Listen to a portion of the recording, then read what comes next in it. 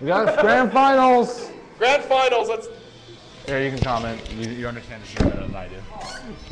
All right, and we're gonna be reacquainted with Moon here.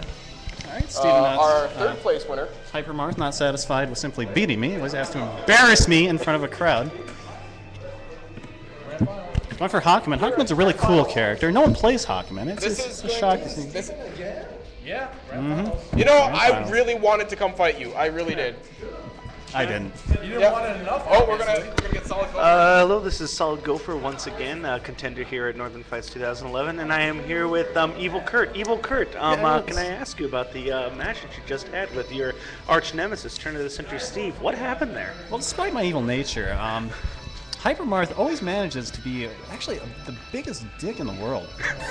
Really? Yeah. Really? It's pretty. I'm always a little bit surprised by it, but without fail, he manages to be a bigger dick than I. Evil Kurt. Really? Yeah. The Turn of the Century Steve can beat out Evil Kurt with dickery. It's kind of crazy. I don't understand entirely, but if you look at him. Before the match, we heard rumors that you had brought a mind control device of some sort into the building to affect Turn of the Century Steve's playstyle. Is this true? That is correct. That is correct. And how did the mind control device affect your match with Turn of the Century Steve? Well, I enjoyed our Carl on Moo match, which took a little while for it to get into effect. The Hawkman was a mistake. Okay. That was not in my plan.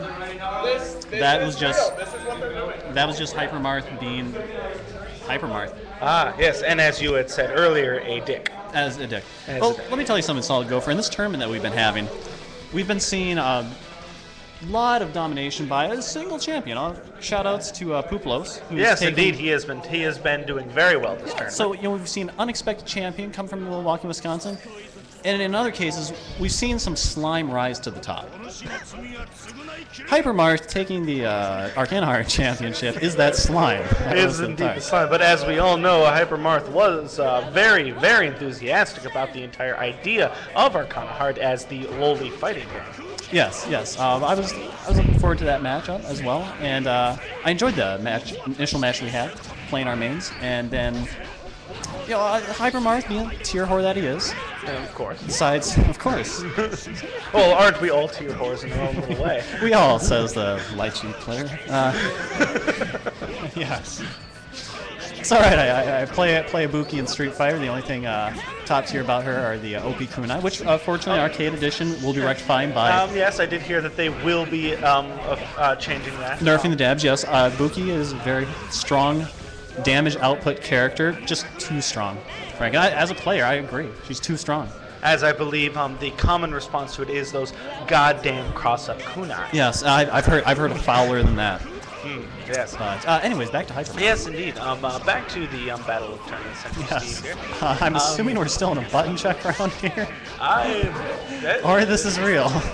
This is what I get for not watching the. As we appear to have Turn of the Century Steve playing Jin of all characters. I did not realize that your arch nemesis played Jin. Oh yes. In fact, back in Calamity Trigger, once again proving my evil nature, I played Jin. Of course. I kind of switched mains between him and Lychee. Truly a diabolical plan. And Steve, being the dick that he is, decided to take Jin away from me.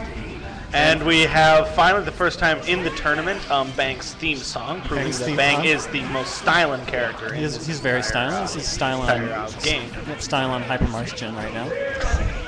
But I'll have you know, Hypermarth does have a 4,000 combo with Jin. Really? Which caught me off guard, because despite maining Jin and Calamity Trigger, I had absolutely no combos with him. Now, just out of curiosity, in your continued efforts to foil the plans of Turn of the Century Steve, the events of this tournament tonight, will that have any effect on your diabolical plans to foil him in the next century? Well, I'm a big picture kind of guy. Okay. I like to look at the past, the present, and the future. And when it comes to screwing over Steve, they're all combined into one. Okay. I don't want to give away too much information, but you might see some surprises. Oh, I don't know, Street Fighter. Okay. Once a year. Are you worried that Turn of the Century Steve would use his time machine to go into the future and witness the outcomes of these tournaments before actually fighting them? You know, I'm not worried. You're not worried that he, because if he does so, he would be able to perfect counterpick his players. But you're assuming that Hypermarth has the mental capacity to think of such a plan. It is true. It is a proven fact that Evil Kurt does in fact have a more diabolically clever mind than Turn of the Century Steve. This has been a proven fact in the past, but diabolical or not, he does have a time machine, which, as we all remember in the incident of I believe it was 1936, when he brought a velociraptor into your laboratory. That was unexpected, I agree. But I have a contingency plan where I did have a Tyrannosaurus Rex right in my back room just for such an occasion. Was it a mechanized, steampunky Tyrannosaurus Rex, or did you clone this one? Well, initially it was a clone, but after the ensuing battle between his Steve Hypermarth's Velociraptor, which proved to be a more formidable ally than I thought, but if he is my rival, I should have expected that. But he never ever really gives me much need to overestimate him or anything. Well, do you believe that you have been overestimating him in this tournament? No. Very well then. Well, I'm glad to have that catched up. Or what is the term you're looking for? Steve Hypermarth's a dick. Very well then. Do you believe on your mind control device, does this only work on Turn of the Century Steve, or can this be aimed at other opponents to further yourself down the bracket to your end goal of facing Turn of the Century Steve in one-on-one Mortal Kombat? It can, in fact, be used on other people. Very well. The brain, even me being from the past and the present and the future. Yes, I have heard tale that you are in fact from the future originally. I've never received confirmation of this rumor. But you know what? I don't want to give away all the details of that either. Very well. I like to be a man of mystery. Indeed, very mysterious. Yes. But and as we see, that Turn of the Century Steve has just laid the smackdown, I guess you could say, on his opponent. I actually believe they call that a fluke. Really? A fluke? I believe so. Well, it looks like we're doing some character changing. All right. And we got the tagger. Why he play tagger? I don't know.